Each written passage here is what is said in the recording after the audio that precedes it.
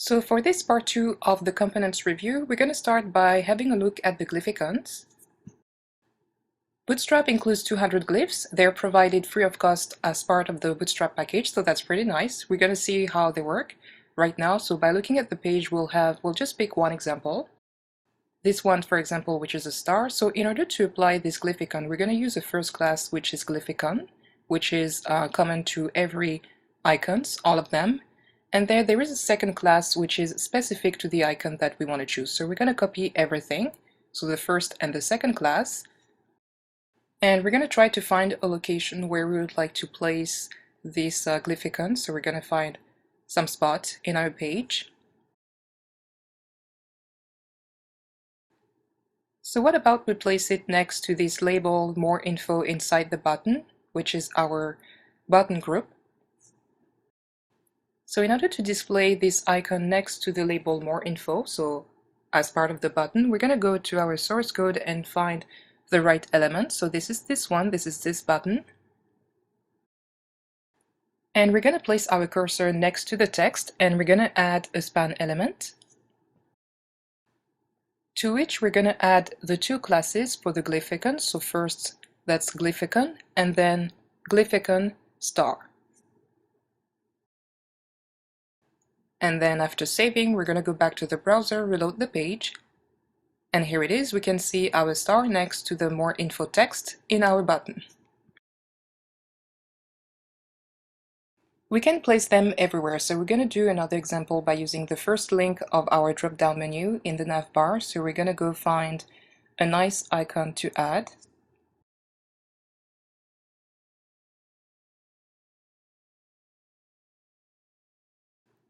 And we could use this thumbs up. So for that, we're going to grab the two classes. We'll need the two in order to display this icon.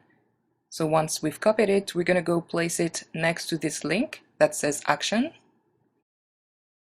We're going to find the corresponding line of code in our code editor. So that's the first drop-down menu right here. And we have the line action. And next to the text action, we're going to add a span element, to which we will add the two classes. Make sure to leave a space between the two classes, glyphicon and glyphicon thumbs up. We're going to leave some space between the span element and the text action. Now let's see the result when we reload the page. So here it is. We can see our thumbs up next to the text action. The span can be placed everywhere, so meaning that we can also place this span with the same class after the text action, meaning to the right. So I'm going to cut this text and paste it right before the span element. And the result is that now we're going to see the thumbs up after the text action. Looks nice. The glyphicons are a nice addition to Bootstrap. There are 200 of them, so take some time to review them and see how you can apply them to your design. The breadcrumbs are used to indicate on which page you are within a navigation, which is usually placed on top of the web page. That's certainly a nice feature on complex and large websites. And we already have an example here, so with 3 links. And in order to display this example, we just need to actually grab this HTML markup. So we're going to copy this segment of code, and also we're going to check where we want to place it on our template. So we're going to place it between this container and our H1. So in our source code, we're going to find our H1 where we want to place this breadcrumbs navigation. So for that, I'm going to create a div with a class of row to separate the two elements. Then we're going to paste our breadcrumbs ordered list. So this is as simple as that. Finally, we're going to finish this demonstration by adding to this breadcrumb list. And for that, we're going to go back to the source code, copy one list item, and then paste it right under. And we're going to call this one library sub. It's completely arbitrary, and now we're going to reload the page. And here it is. We now have our 3 items, and the last one with the class of active is showing in gray. Now we're going to see how to add a multi-page pagination component in order to provide pagination links for your site. Below we have one example for which we're going to copy the markup. And we're going to check out where we can place this pagination component. So we're going to go further down. And looks like we could place it all the way to the bottom, right before the footer. So we're going to look for this location in our source code, so before the footer, right here, so before the HR element. So we're going to add another div with the class of row, and there we're going to paste our unordered list with the class of pagination. Here it is, so now we have our pagination that would allow us to navigate through the different pages of a site.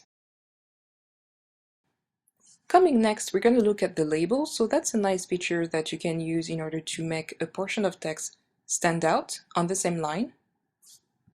That can be applied to any heading element.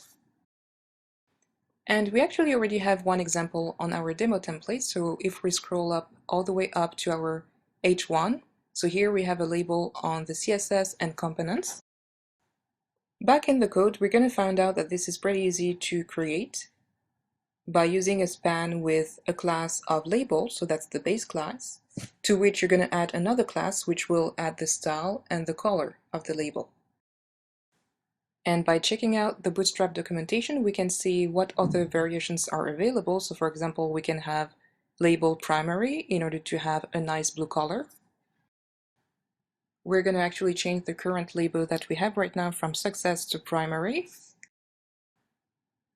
And back to our template, after reloading the page, we can see that now we have a nice blue label on CSS and components. There are other ways to highlight some content, and this time we're going to use the badge. And here we have an example of an inbox with the number 42. And we can see that around we have a dark gray, so this is the badge. Pretty easy to achieve, and for that we're going to use a class of badge on a span element, for example. We're going to create one right now, so by going back to our template, we're going to look at the drop-down menu. And we're going to add a badge to the second list item, so right after action. We're going to use the example of a cart that we could find on an e-commerce site, for example, next to which we would see the number of products that we have in our cart. This number would be in a badge, so we're going to go now in our HTML page in order to create this badge. So here is our drop-down menu, and next to another action we're going to add a span element, to which we're going to add the class of badge, and we're going to add the number 2. And also we're going to change the text from another action to cart, because remember, we're going to use the example of a cart. Now back to our template, we can see that we have cart with a nice badge wrapping the number 2. Next, we're looking at Jumbotron, which is a nice flexible component, which is usually used to showcase key content on your site. We find them most of the time on top of the page. And we already have an example on our template, so here it is, wrapping hello world and some paragraphs. In our source code, we're going to go find it, so here it is, we have our div with the class of Jumbotron. The default setting is that it provides with a light gray background, but we can certainly customize by using the class Jumbotron. So for that, we're going to add another line in our style, meaning that we're going to override the color provided by Bootstrap. We're going to replace the original color with a light blue by using the X color A2xD8E6. And now we're going to check out the nice results in the browser. So here it is. Now we have a nice light blue background color applied to our Jumbotron container. Although we may find this blue color a bit intense, so we can certainly change the X color into an RGBA in order to control the opacity. So for that, there is a site where we can go, and we're going to copy our X color and paste it here. And by clicking on convert, we're going to have the corresponding RGB parameters, so that can be any number going from 0 to 255.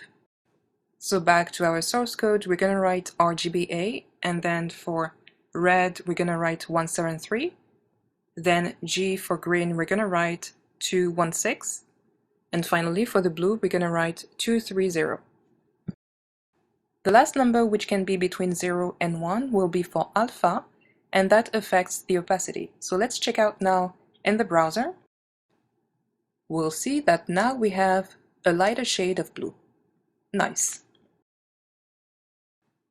The page header component allows to create a shell that's going to wrap an H1 element by adding some padding, top and bottom. We're going to copy the markup from this example and then we're going to apply it to our template. We're going to find an H1, which we're going to wrap within a div with the class of page header. So here it is. And now we're going to check out the results in our web page. So we're going to see that as soon as we reload the page, we're going to see that now our H1 is wrapped around a nice container, invisible container, which has more padding around.